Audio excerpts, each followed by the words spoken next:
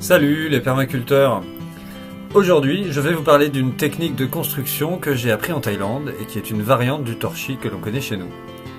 Cette technique permet de réaliser des murs de petits habitats ou des cloisons lourdes à l'intérieur des maisons. Le gros avantage de cette technique est de pouvoir réaliser des murs de la forme que l'on veut, arrondis, droits, en forme de voûte, etc.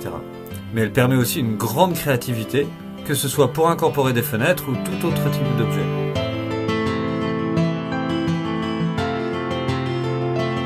Alors ce type de cloison a plutôt une fonction d'inertie que d'isolation. Mais elles peuvent être réalisées avec du bois de toutes sortes, vert, sec ou mort, mais aussi du fer à béton ou une quelconque structure rigide qui pourra porter les boudins de terre-paille.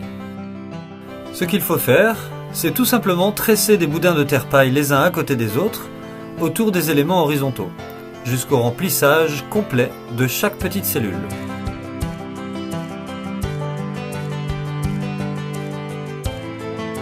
Il est très facile ensuite de rajouter des éléments en relief en utilisant les mêmes boudins.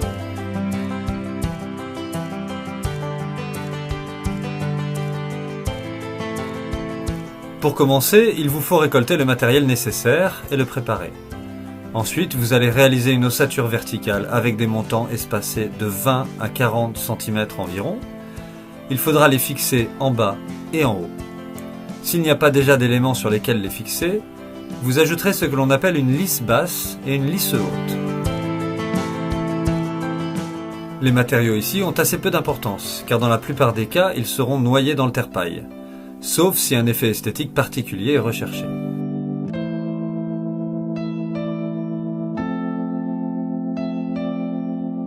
Vous allez ensuite ajouter les éléments horizontaux, tous les 20 cm, et les attacher solidement avec les montants. Cela peut être fait avec du fil de fer et un bon coup de pince. Ici, on fait une ouverture pour placer une fenêtre de récupération. Alors vous aurez bien sûr besoin de l'élément principal en construction naturelle, la fameuse barbotine. Celle-ci est simplement composée de terre argileuse et d'eau, mélangée pour obtenir la texture souhaitée. Alors vous allez me dire, mais quelle terre dois-je prendre pour faire ça ? Eh bien sachez que de la terre argileuse on en trouve partout dans le monde. Et si par malheur il n'y en a pas dans votre jardin, vous n'aurez pas de mal à en trouver ailleurs. C'est souvent d'ailleurs un déchet de construction lorsque l'on terrasse pour construire une nouvelle maison. Pour cette technique-là, si vous arrivez à faire un boudin de terre de plus de 8 cm avec votre terre sans fissure, c'est bon. Mais pensez bien à prélever la terre qui est sous la terre végétale, par exemple à environ 30 ou 40 cm de profondeur. En général, elle est légèrement collante et parfois elle a une teinte légèrement orangée. Cela dépend de la nature de votre sol. Ensuite, il faudra tamiser cette terre, soit à sec, soit liquide, et ceci afin d'enlever les plus gros cailloux. Ici, un tamisage grossier à 2 cm suffira largement. Pensez bien à faire tremper votre terre pendant quelques temps dans l'eau, pendant quelques jours éventuellement, afin qu'elle se délite bien. L'outil absolument indispensable au terre-pailleux, c'est la baignoire. Nous en avons toujours une pleine de barbotine à la maison. Parfois, on a juste besoin d'un boudin ou deux pour faire des réparations ou pour boucher quelques trous. Le terre-paille, ça peut vraiment servir à tout. Si la barbotine est trop liquide, vos boudins ne se tiendront pas bien et vous en mettrez partout. Si elle est trop compacte, la préparation des boudins sera plus difficile. À vous de trouver votre texture préférée.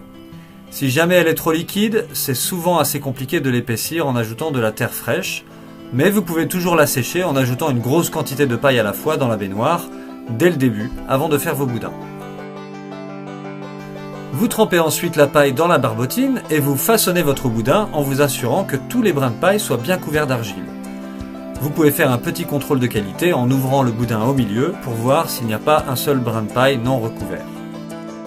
En fonction de la structure, de la texture de la barbotine et de la paille, vous trouverez vite votre boudin idéal. Et comme on dit souvent, ce n'est pas la taille qui compte. Lorsque vous tressez les boudins sur les horizontales, essayez de ne pas trop faire d'épaisseur, car c'est autant d'épaisseur qu'il faudra combler ensuite si vous désirez avoir un mur plan. D'ailleurs, si vous désirez avoir un mur plan, je vous conseille de tout de suite commencer votre structure avec des lithots, un matériau qui sera assez carré et homogène. Alors c'est une technique assez simple, mais aussi agréable, et je pense que vous prendrez très vite le pli et pourrez aller de plus en plus vite.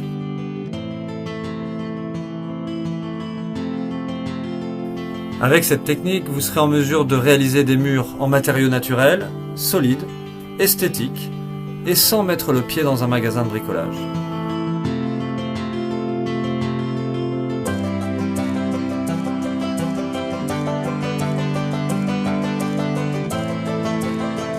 Voilà, une fois que le mur est terminé, vous n'avez plus qu'à aplatir les bosses et boucher les trous avec un mélange de terre et de paille. À nouveau, vous faites des petites boulettes, vous collez ça dans les trous. Puis vous laisserez sécher avant de faire votre enduit de finition. La terre est un excellent liant et la paille une très bonne fibre. Lorsqu'ils sont mélangés, ils font un matériau très solide quand il est sec. L'ossature ici ne sert quasiment à rien, sauf à porter vos boudins le temps qu'ils sèchent.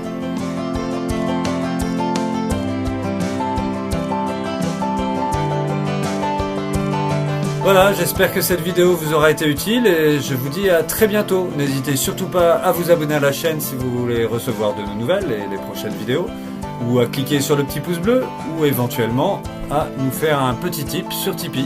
Cela nous aidera à aller de l'avant. Bon torchis à tous et à bientôt. Merci de nous soutenir sur Tipeee. Ne serait-ce qu'avec 1 €, cela nous permet de continuer sereinement cette aventure. N'hésitez pas à vous abonner à notre chaîne, vous pouvez aussi liker et partager cette vidéo.